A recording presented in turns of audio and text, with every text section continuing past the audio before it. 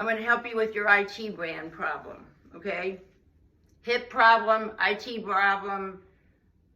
I'm going to help you with your IT band problem, hip problem, back problem, shoulder problem, neck problem, wrist problem, ankle problem. On the dominant side of your body, we always lead with that side first, typically, and we step out too far, and we twist and we turn, usually, from improperly. That activates this hip. It's like we're stepping with the hip, we use the groin, and everything shortens. And then we slide the other one along, the other side along. Over time, your hip starts getting hurting. You might have osteopenia, you might need a hip replacement, knee replacement, whatever, shoulder. So let's think about it. You play tennis, okay, one of the best things to do is to start on your knees. And a lot of people say, it hurts when I'm on my knees. Well, it depends on where you're putting your weight, okay? So it's not an easy thing to do to show because there's a lot of things that you have to do in order to put your weight in the right position. So if I think that I have a big fat ball, 20-pound ball like this, it comes in, it's going to go inside my tennis court, my belly, going inside my tennis court. Well, you have to have space in that tennis court. The back of the tennis court is underneath here, right? Go into the back of your tennis court. Right? The two sides of the hips, right? It attaches to the legs. It's turning in like this. A lot of us have, oh, I'm turning my pelvis in. Don't even think about that. Carving a hole in here because you want a dome. You have a dome over that tennis court for the winter. So make that dome, bring the dome and carve it out and look what happens. The outside of your ankles release. Think of them as spurs. Spurs. Okay, or they're the two sides of the dome that are holding the dome down of the tennis court. Don't come up too high because you're going to start using the wrong muscle. You're going to do a backhand while you're inside the dome. Or you can also think of, you're going to do a punch, but a backhand. So you got to carve it out. Backhand, backhand. Backhand, backhand, backhand, carve it out. Oh, you can't get down, way down low into this back of the tennis court to do the backhand, okay? Because you're too tight in the inner thighs, around, or hamstring is improper, using it improperly. So we're going to take the backhand, well, we're going to stand in the back of the tennis court, and we're going to go in the center of the two lines, of the two sides. Here's your Achilles tendon. There are the two sides of the court. You want to bring them together.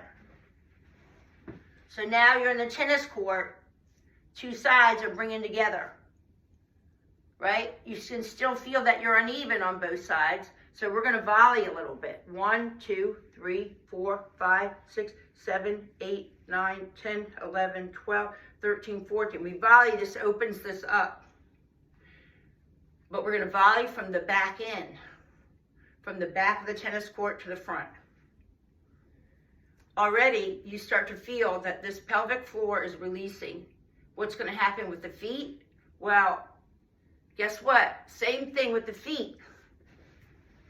Inside here is your tennis court, okay?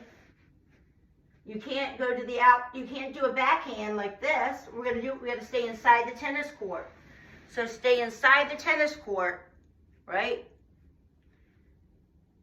That's from the inside out, right? 1, 2, 3, 4, 5, 6, 7, 8, 9, 10. Uh-oh. Don't use the hip. Somebody comes along, punches you in the gut. Poof. You go back to the back end of the tennis court. Don't push out, you're gonna go back. The top of the chopstick pushes out, you bring the other leg up, okay? We're gonna do backhand from this side. Well, we keep using this one side or the other. Think about volleying in the tennis court and the dome,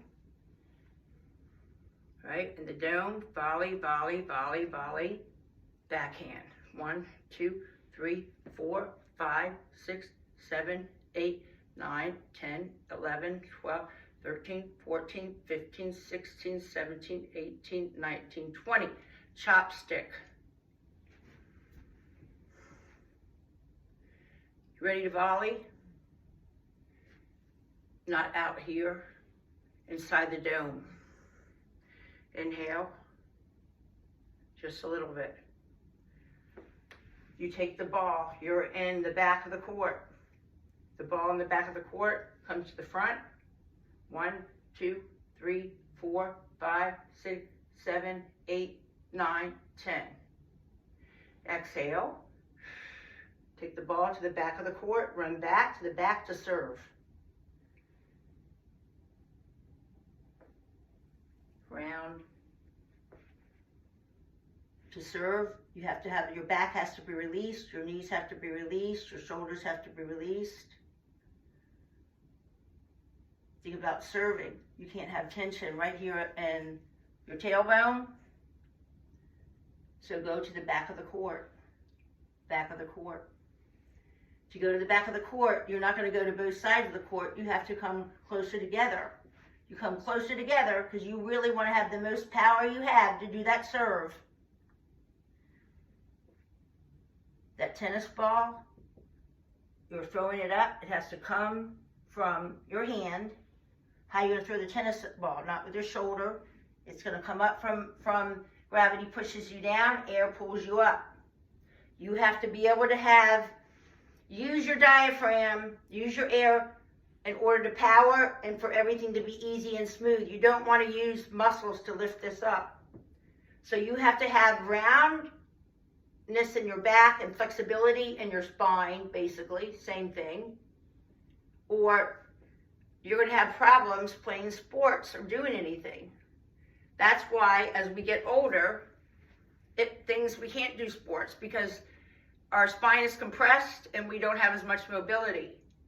And when I teach, anything I teach, I said it's got to be easy. And people are like, well, I feel like I'm wasting my time because I'm not lifting weights yet. Well, you're going to be able to lift any weight you want if you learn how to do it properly. But in order to do it properly, you have to decompress the spine. You have to get it more flexible. You have to have mobility in the joints. And you need to learn how to breathe and how breathing supports the rest of your body, your joints. Okay? You also have to have small range of motion. So I used a tennis court and an IT base.